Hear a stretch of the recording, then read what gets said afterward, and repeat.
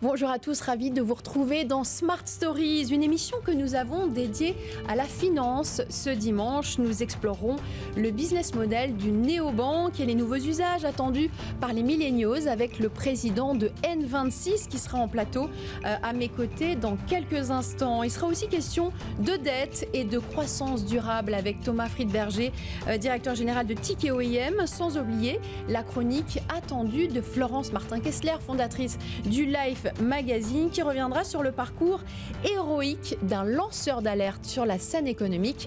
Smart Stories, c'est parti.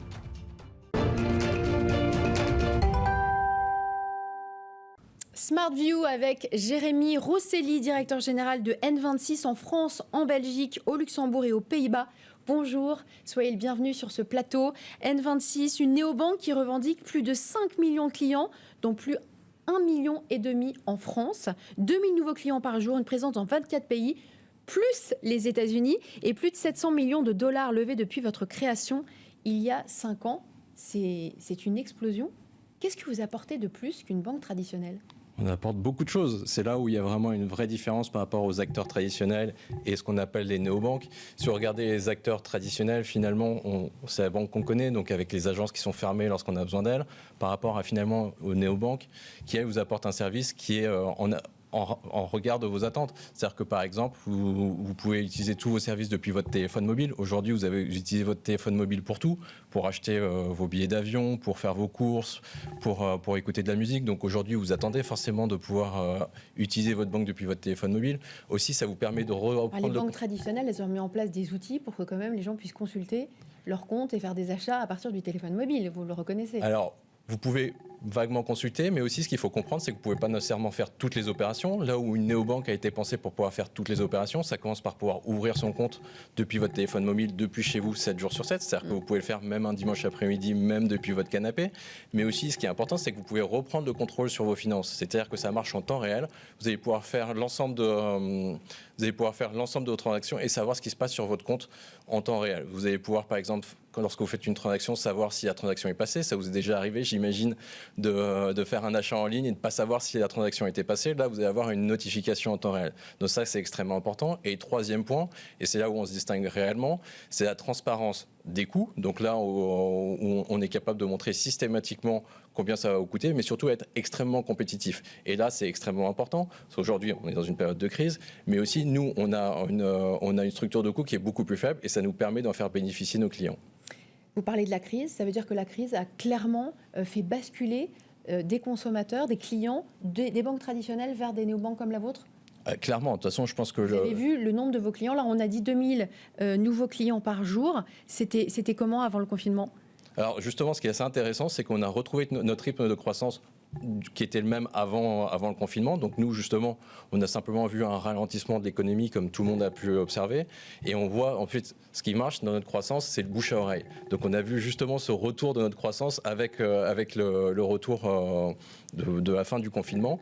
Et surtout, ce qu'on voit, c'est qu'on a été capable de développer des nouveaux usages. Là où une banque traditionnelle, finalement, se posait la question d'ouvrir ses agences, nous, on a été capable de changer notre roadmap et d'être capable de lancer des nouveaux produits. Par exemple, on a été capable de voir qu'en Italie, pendant le confinement, les gens avaient du mal à recevoir leurs cartes parce que la poste fonctionnait mal. On a été capable justement d'accélérer notre lancement de produits et de pouvoir permettre aux clients d'accéder à leurs cartes et de pouvoir s'en servir avant même d'avoir reçu par la poste. Qui sont vos clients, Jérémy Rosselli ? 60% d'entre eux ont moins de 35 ans, c'est bien ça ? C'est donc des millennials ? Ça veut aussi dire qu'il y a 40% de nos clients qui ont plus de 35 ans. Donc là, justement, il y a quand même une majorité qui a moins de 35 ans. Qu'est-ce qu'ils cherchent, les moins de 35 ans ? Je pense qu'ils cherchent la même chose que ceux qui ont plus de 35 ans. En fait, ils cherchent pas quelque chose de différent. Ils n'ont pas des usages complètement différents. Quand on a aujourd'hui 15, 17, 20 ans, on utilise les services bancaires comme quelqu'un de 60 ? Oui, et c'est là justement, c'est là la différence en fait. C'est là où il y a certainement une partie de la population qui s'adapte plus rapidement à certains usages. Je pense que c'est le cas pour bien d'autres services. Mais la réalité aujourd'hui, c'est que les smartphones, c'est pas nécessairement réservé aux millénials. De la même façon, la banque en ligne ou la banque mobile n'est pas réservée simplement aux millénials. Alors, vous avez 5 ans, on l'a dit, vous prenez réellement votre envol depuis quelques mois, depuis 1 an, hein, puisque le nombre de clients, il a doublé en 2019. Qu'est-ce qui a été compliqué au départ ? Est-ce que vous avez eu des barrières qui vous ont vraiment empêché de grossir aussi vite que vous le souhaiteriez ? Alors tout est toujours compliqué, c'est la réalité, simplement en fait on rencontre les mêmes problèmes que n'importe quelle entreprise, simplement à un rythme encore plus rapide. Bien entendu, on est bien plus armé pour ça, on a les bons outils, on a justement les bonnes personnes et ça fait partie de notre ADN de changer les choses. Simplement, on a beaucoup de sujets qui arrivent très rapidement. Par exemple, notre croissance, aujourd'hui, même en termes d'employés, on est passé de 300 à 1500 en seulement 12 mois. Donc il faut intégrer ces personnes. On a ouvert des nouveaux bureaux dans le monde, que ce soit aux États-Unis, que ce soit à Barcelone, que ce soit à Vienne. On va en parler. Parlez-nous des nouveaux usages. Qu'est-ce qui émerge sur le marché aujourd'hui ? Et est-ce que, à cause de cette crise du Covid, vous voyez des usages que vous n'auriez pas imaginés qui sont en train de pénétrer le marché ? Alors forcément, on a observé le confinement avec nos data, donc on a été capable de voir justement que les clients n'utilisaient plus de transport, mais surtout on commençait à utiliser beaucoup moins les retraits aux distributeurs, donc ça c'est plutôt une bonne chose, et beaucoup plus les paiements mobiles. Donc, et surtout ce qui est intéressant, c'est que même après le confinement, on n'est pas retourné au niveau d'avant. Donc on a vu qu'il y a un vrai changement dans les usages, et pas qu'en France, c'est-à-dire qu'on a pu observer le même phénomène dans les différents pays en Europe. Donc ça c'est en termes d'usage. Après, comme je vous disais, on a été capable de lancer des nouveaux produits, donc le fait de pouvoir utiliser sa carte avant même de l'avoir reçue physiquement, et on est même dans une évolution où il y a de moins en moins de cash. On a des services qui vous permettent par exemple d'envoyer de l'argent à une autre personne juste avec le numéro de téléphone. Donc là on est vraiment dans une période où il y a de moins en moins de cash. Parlons de l'international, vous l'avez abordé, effleuré tout à l'heure. 24 pays, plus les États-Unis, donc 25 pays au total. Quels sont-ils, ces 25 pays ? Et puis après, j'ai une question sur les États-Unis. Alors, je ne vais pas vous faire la liste, mais pour simplifier, c'est la plupart des pays en euros en Europe. Parce qu'aujourd'hui, grâce à la réglementation, avec une licence bancaire en Allemagne, vous pouvez offrir vos services dans toute l'Europe. Donc ça, c'est ce qu'on appelle le passporting. Ensuite, on a lancé quelques autres pays dans des devises un petit peu différentes, comme par exemple la Suisse. Et après, on a lancé les États-Unis il y a un petit peu plus de 12 mois, où aujourd'hui, on a déjà plus de 500 000 clients. Alors arrêtons-nous sur ce marché américain. Pourquoi le marché américain ? Sur place, j'imagine qu'il y en a des néobanques. Pourquoi est-ce que vous êtes allé tenter votre chance outre-Atlantique ? Alors justement, c'est là où ça peut être contre-intuitif. Là où on a l'habitude que les grandes boîtes de tech... Il y a des entreprises françaises qui sont quand même cassées le nez là-bas. Oui, mais là où on a l'habitude d'avoir dans certains secteurs d'avoir des grandes boîtes de tech qui viennent en Europe, là c'est un des seuls secteurs où justement c'est les boîtes européennes qui vont aux États-Unis. Le système bancaire aux États-Unis, parce que le système bancaire aux États-Unis est extrêmement fragmenté avec des réglementations par État et surtout qui a très peu évolué. Donc aujourd'hui, les vrais acteurs qui ont été capables de structurer grâce à l'Europe justement se sont lancés aux États-Unis et on a vraiment une longueur d'avance même par rapport aux acteurs américains. Quid du développement à l'international dans les prochains mois cette fois ? Les États-Unis, vous allez poursuivre sur place ou peut-être la Chine, le Japon, je ne sais pas. Alors les États-Unis, c'est sûr, on continue à investir. On a une équipe, on a un bureau à New York. Ensuite, on a déjà. Donc c'est un des marchés qui a la croissance la plus importante. En tout cas, on a été capable d'atteindre 500 000 clients en moins d'un an. Juste pour vous donner un ordre de grandeur, en France, on a eu seulement 200 000 clients la première année. Donc, c'est vraiment un rythme de croissance qui est extrêmement fort. À côté de ça, on a déjà annoncé qu'on allait se lancer au Brésil. Donc ça fait partie aussi des grands marchés.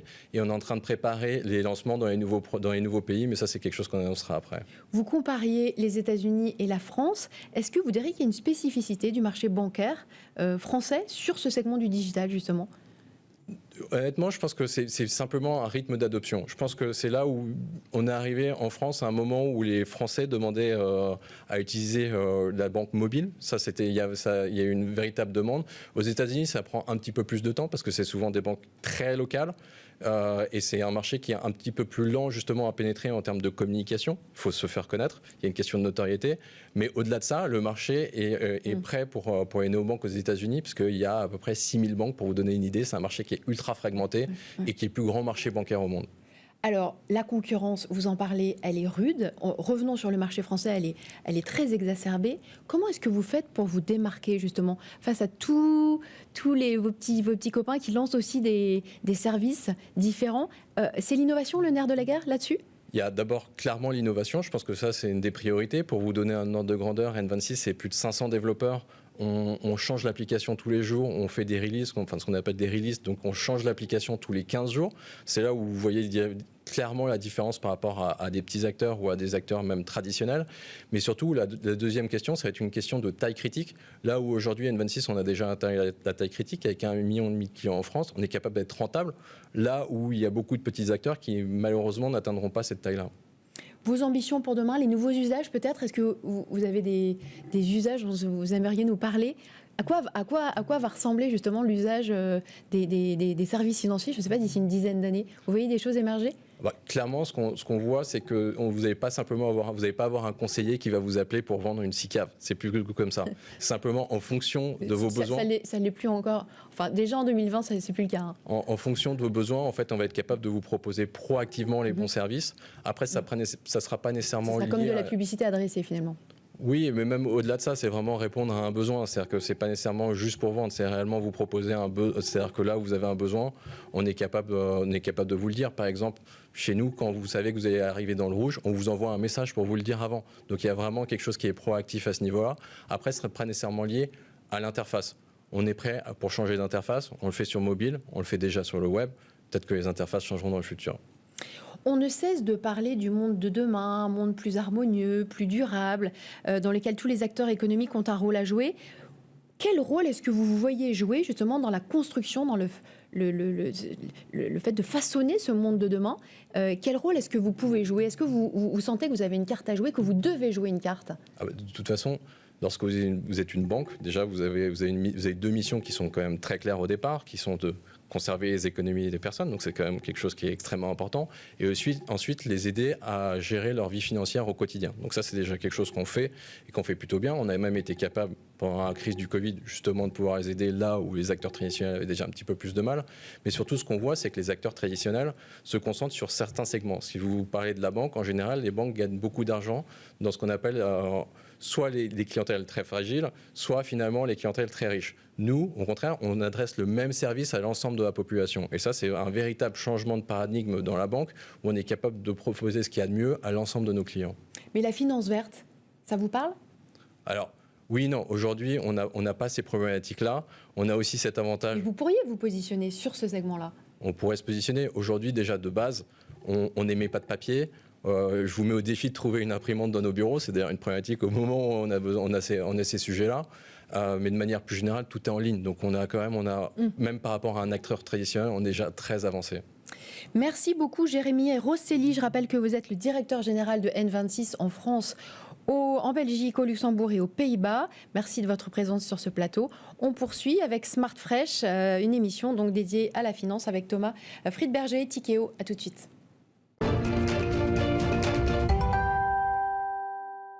Et on enchaîne avec Smart Fresh, avec Florence Martin-Kessler, fondatrice du Live Magazine, qui est avec nous sur ce plateau. Bonjour Florence, on est ravis de vous retrouver. Et également avec Thomas Friedberger, directeur général de Tikeo IM. Merci d'être avec nous sur ce plateau. Vous restez avec nous. On va d'abord parler avec Florence.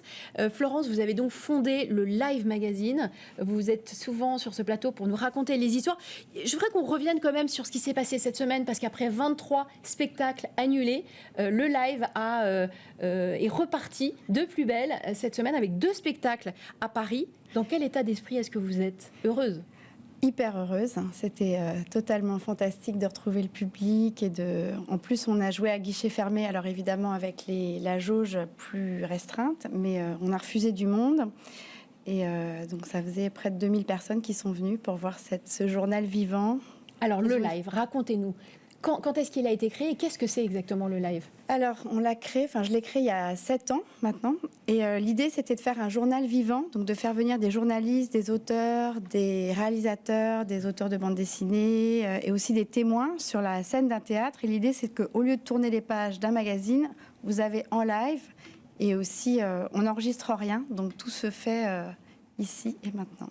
Donc une quinzaine de témoignages. Et cette semaine, dans le live, un speaker original, c'est Antoine Deltour. Antoine Deltour, pour ceux qui ne le savent pas, c'est le lanceur d'alerte de PricewaterhouseCoopers, qui est à l'origine des révélations sur les accords secrets entre le fisc du Grand-Duché et des centaines de multinationales. C'était un moment très fort. Je l'ai vu personnellement. C'était un moment engagé aussi, Florence Martin-Kessler.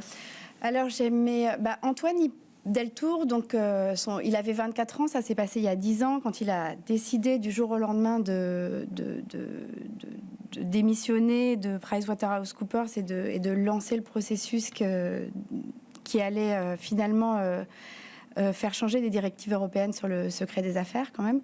Et donc, ce qu'on aime chez lui, c'est qu'il est très humble et très timide, et il est à la fois engagé et pas du tout à l'aise sur scène. Mais il a raconté ça, donc on a travaillé avec lui assez longtemps pour le convaincre déjà, et aussi pour écrire son récit avec lui et trouver un ton qui est un peu le nôtre aussi sur quelque chose qu'il avait pourtant beaucoup raconté, mais jamais comme ça. Puis on voulait bien expliquer assez granulairement et aller un peu dans le détail du moment où comment ça fonctionne en fait, l'évasion fiscale à ce niveau-là. Est-ce que c'est vous qui êtes allé le voir ou c'est lui qui vous a... Ah oui, non, je suis allée le chercher. Lui, il n'avait pas du tout envie de venir. Il refuse presque toutes les interviews. Donc il faut les convaincre. Ouais. Il faut d'abord les dénicher et ensuite les convaincre. Comment est-ce qu'on les déniche ? Alors, on passe notre temps à faire ça. On est une toute petite équipe, mais on a nos antennes ouvertes. On a aussi des bureaux en Belgique, aux Pays-Bas, en Italie. Donc, ça nous permet aussi de trouver des journalistes, des auteurs, des photographes qu'on ne voit pas souvent. Et je pense qu'il y a 30% des gens qui montent sur nos sites qui sont étrangers, enfin internationaux. Donc ça permet aussi, par rapport à des gens qu'on peut voir souvent en France sur certains sujets, d'ouvrir vraiment la perspective. Et puis, donc, on fait ça tout le temps. Par exemple, l'autre jour, il y avait aussi un trompettisme qui met en récit des discours d'hommes politiques. Lui, je l'avais trouvé sur Twitter. Il y avait un autre récit sur les écrans au Bhoutan. Lui, c'est un ami que je connais depuis 20 ans. Donc, c'est un mélange de gens. Et après, on cherche quand même une espèce de sincérité. Les gens qu'on va chercher, ils ne sont jamais en promo. Ils n'ont jamais rien à vendre. Ils n'ont pas du tout envie d'être là dans la lumière devant 1000 personnes. Ils sont terrifiés. Donc, voilà. C'est ça qui fait que c'est aussi un peu fragile. Merci beaucoup Florence pour cette chronique et votre sincérité à vous. J'espère que vous irez voir le prochain spectacle du Live Magazine et que vous avez été convaincu. Thomas Friedberger, donc vous êtes le directeur général de Ticket OIM. Merci beaucoup d'être en plateau avec nous. Je ne vous l'apprends pas, la France et la planète vivent une crise massive, inouïe, brutale. Quel est votre regard sur cette crise et sur le plan de relance qui a été annoncé il y a quelques semaines ? Alors notre regard sur cette crise, c'est que le virus du Covid, en fait, n'a été finalement que le déclencheur de cette crise, un peu l'étincelle qui a mis le feu au baril de poudre, dans la mesure où ce virus a un peu éteint la croissance à laquelle le monde était dopé avant la crise. On était sur des niveaux de dette absolument extrêmes, donc justifiés uniquement par des niveaux de croissance important. On était sur des niveaux de valorisation également assez extrêmes. On était sur des niveaux de mondialisation assez suroptimisés qui permettaient aux entreprises de produire là où les coûts étaient les moins chers, de payer leurs impôts dans des juridictions à la fiscalité favorable, d'opérer avec le moins de capital possible via les rachats d'actions. Et en fait, la seule chose qui faisait tenir ce système, c'était la croissance des résultats, la croissance économique. Et cette croissance s'est effondrée avec le confinement finalement de la moitié de l'humanité au mois d'avril. Diriez-vous que cette croissance, elle était un peu artificielle du coup ? Elle était surtout très axée sur le court terme. Et donc cette crise va probablement nous encourager à revoir nos modèles de croissance. C'est ce mythe un peu de la croissance infinie dans laquelle ces trajectoires paraboliques à laquelle le monde nous a habitués depuis la révolution industrielle et qui ont accéléré, notamment avec la démonétisation du dollar depuis les années 70.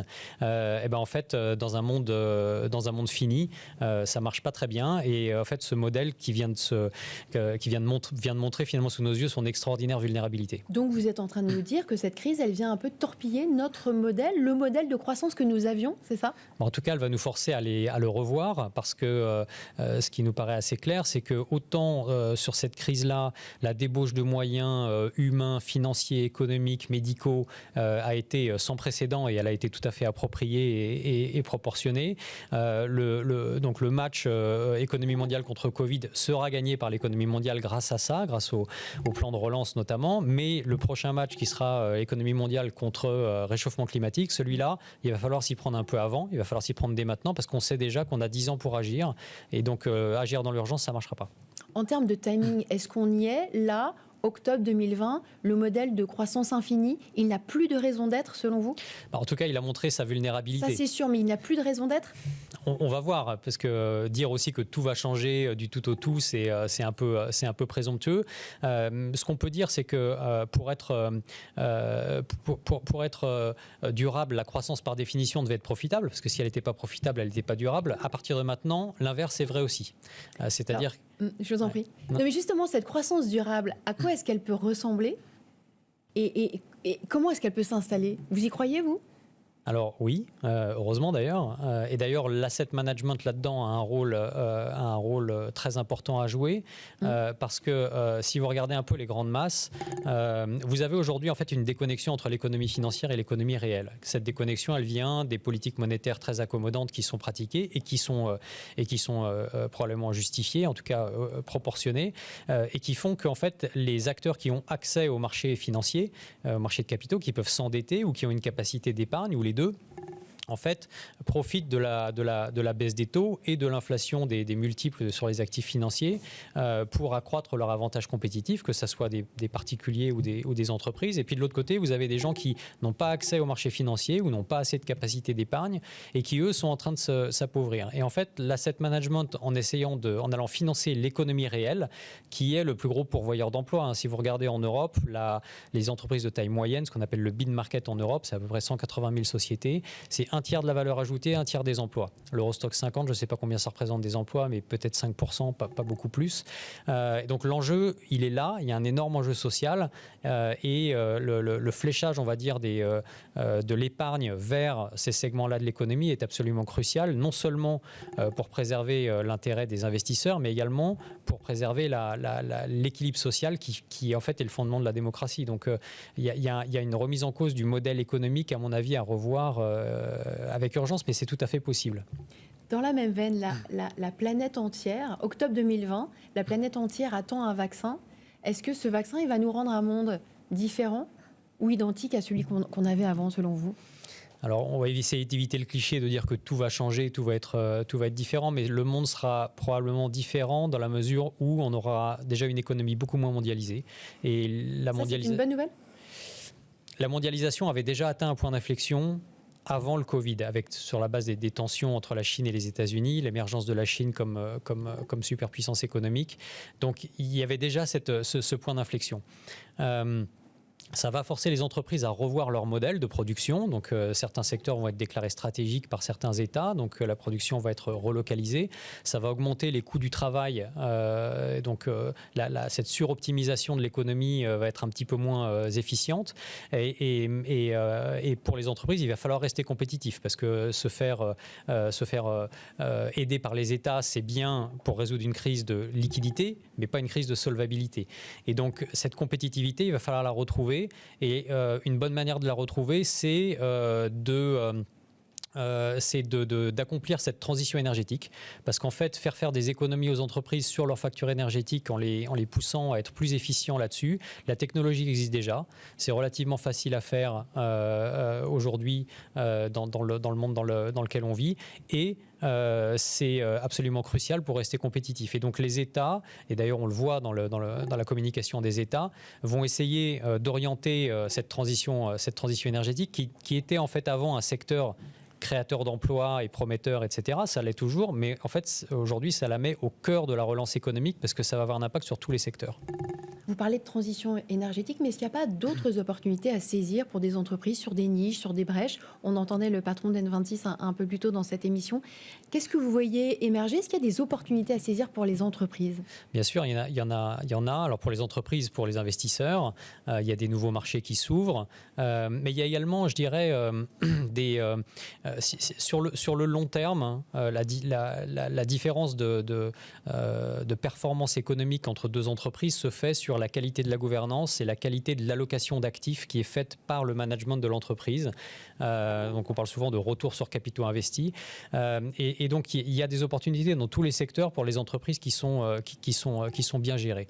Même chose pour les investisseurs. Vous avez aujourd'hui une polarisation très forte entre des secteurs sur lesquels tout le monde veut être investi mais qui sont très chers, Et puis des secteurs qui ont énormément souffert de la crise du Covid, qui ne sont pas très chers, mais dans lesquels vous avez des pépites, si je peux me permettre. Lesquels ? Oui, donnez-nous des exemples. Alors si je peux me permettre une métaphore viticole déjà pour resituer ça, la Toscane, qui est une région que j'adore, a fait venir des cépages bordelais pour faire du vin qui brille, qu'on vend très cher, alors qu'en fait il y avait une pépite qui s'appelle le Sangiovese, qui est le cépage local, qui veut dire sang de Jupiter, donc il y avait déjà un indice. Et en fait, pour moi, la pépite, c'est ce cépage-là qui brille un peu moins. Et donc, dans ces secteurs très value, par exemple, l'hôtellerie, la restauration, tout ce qui est lié à la consommation, vous avez des très belles sociétés qui aujourd'hui sont pas très chères et qui représentent des opportunités d'investissement très importantes. C'est le cas aussi dans l'immobilier. Vous avez certains sous-secteurs de l'immobilier qui sont décriés, mais dans lesquels vous avez des très beaux actifs à acheter. Un mot de la dette, une dette déjà astronomique qui a été littéralement dynamitée par la crise, qui s'établit désormais à plus de 100% du PIB. Comment est-ce que vous interprétez ce chiffre ? Est-ce que la dette, je dirais, c'est bon pour la santé, ou est-ce qu'au contraire, on rentre vraiment dans une zone d'ombre? Est-ce qu'on s'enfonce dans une faillite? Je vous rappelle quand même les mots de François Fillon que j'ai retrouvés en 2012, qui disait déjà en 2012, et ça avait fait grand bruit, « Je suis à la tête d'un État en faillite ». Je ne sais pas si vous en rappelez, Florence. Où est-ce qu'on se situe? Parce qu'entre les pros et les contre, on a du mal à y voir clair. La dette de manière excessive, c'est jamais très bon, parce que en fait, vous avez.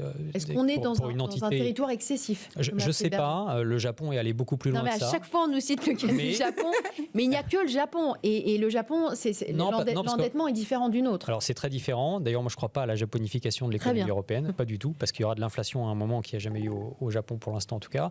Mais en tout cas, la France n'est pas du tout un cas isolé, parce que si vous prenez les États-Unis, on est à 125% de dette sur PIB. C'est le niveau qui est supérieur au niveau d'endettement des États-Unis au cœur de la Deuxième Guerre mondiale, quand l'industrie américaine consistait à construire des porte-avions et des canons. Donc c'est pas un cas isolé du tout. Ce qui ne veut pas dire qu'on est quand même dans une zone qui n'est pas... Pas confortable, parce qu'en fait, quand vous êtes trop endetté, que vous soyez une entreprise, un particulier ou un État, vous avez 3 moyens de remédier à ça. Le défaut, qui est jamais très agréable pour l'emprunteur, la répudiation de la dette, qui en général mène à la guerre, et puis l'inflation. Est-ce que vous diriez qu'on est dans une zone à risque? Je reprécise, plus de 100% du PIB. Ça va dépendre beaucoup encore une fois, ça va être une question d'allocation d'actifs. Vous avez aujourd'hui, encore une fois, les plans de sauvetage des États ont été proportionnés, ont été parfaitement justifiés. Ça a injecté beaucoup de liquidités dans l'économie, et des banques centrales d'ailleurs, beaucoup de liquidités dans l'économie. Vous allez avoir des entreprises très bien gérées qui vont accroître leur avantage compétitif grâce à ces mesures, à ces politiques monétaires finalement assez accommodantes et ces politiques budgétaires assez accommodantes. Et puis, vous allez avoir beaucoup d'entreprises qui vont être dans la survie, qui vont devoir dédier une grande partie de leur génération de cash au remboursement de leurs dettes. Et ça ne sera pas une bonne allocation de capital et ça ne sera pas facteur de retour financier. C'est pour ça qu'on sera dans un monde de croissance assez faible, en fait. On restera là-dessus. Merci beaucoup, Thomas Friedberger. Je rappelle que vous êtes le directeur général de Tikehau IM. Merci d'être venu nous parler croissance, dette, investissement, etc. Merci également à vous, Florence Martin-Kessler. On se retrouve d'ici une quinzaine de jours. C'est la fin de cette émission. Merci de votre fidélité, de votre écoute également. Et on se retrouve la semaine prochaine pour de nouvelles histoires dans Smart Stories. Très bon week-end.